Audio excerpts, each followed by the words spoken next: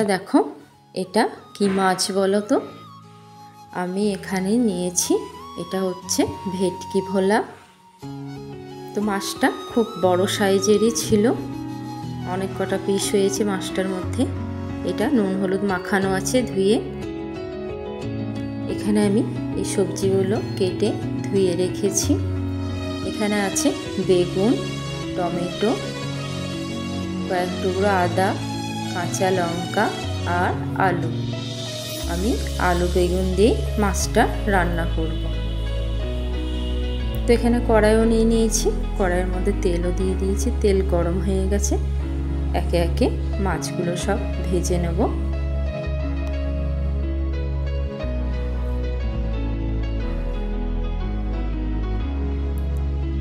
মাছ আমার একটা সাইড ভাজা হয়ে গেছে, অন্য সাইডটা উল্টে দেব।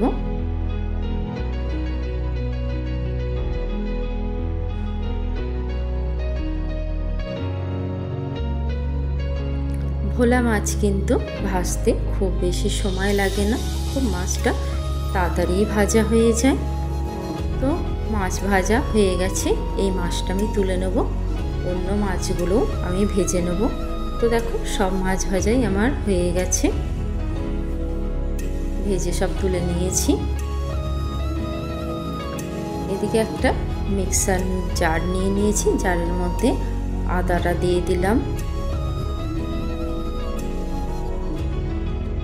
কাঁচা লঙ্কা আর এই একখানা টমেটোটা দিয়ে দিলাম। তো দেখো পেস্টও রেডি হয়ে গেছে। মাছ ভাজা তেলের মধ্যে আমি সাদা জিরে ফোড়ন দিয়ে দিলাম, দেওয়ার পরে আলু আর বেগুনটা ঢেলে দিলাম, দিয়ে একটু নাড়াচাড়া করে নেব।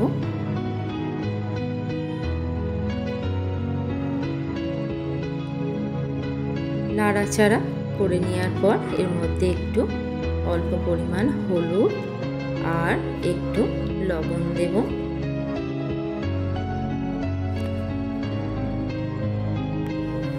দিয়ে এটাকে ভালোভাবে ভাজা ভাজা করে নেব।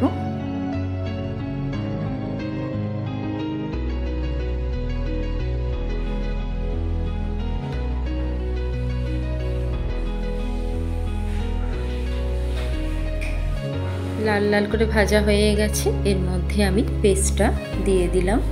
দেওয়ার পরে হলুদ গুঁড়ো, স্বাদ মতো লবণ, লঙ্কার গুঁড়ো, জিরে গুঁড়ো, একটু কাশ্মীরি লঙ্কার গুঁড়ো দেব,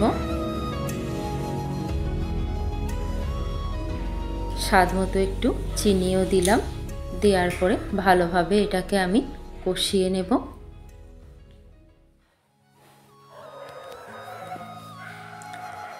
এটাকে একটু ঢাকা দিয়ে রেখে দেব।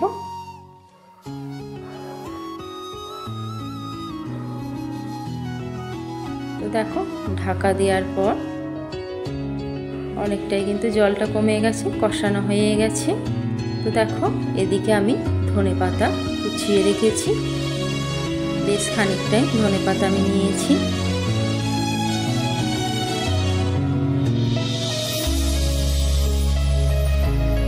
তো দেখো এবার সম্পূর্ণভাবে আমার কিন্তু কষানো হয়ে গেছে।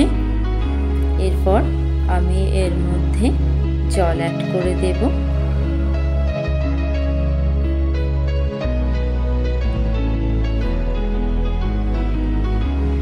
জলটা দেওয়ার সাথে সাথেই দেখো সুন্দর একটা রং চলে এসছে।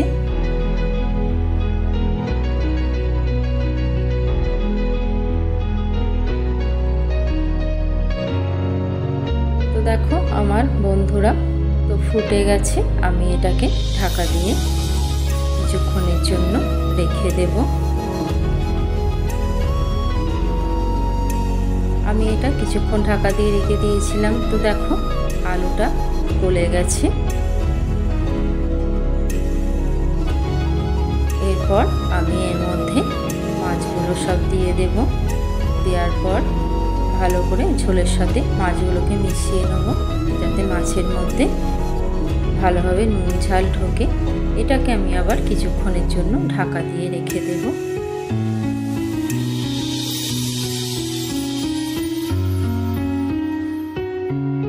তো দেখো আমার কিন্তু রেডি হয়ে গেছে ভোলা ভেটকি এই আলু বেগুন দিয়ে রসা।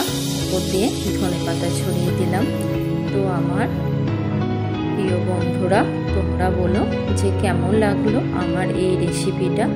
তোমরা বাড়িতে অবশ্যই ট্রাই করো, ট্রাই করে জানিও যে কেমন লাগলো। এটা খেতে খুবই ভালো লাগে। আমি কিন্তু কোনো পেঁয়াজ রসুন দিইনি। রাধে রাধে বন্ধুরা।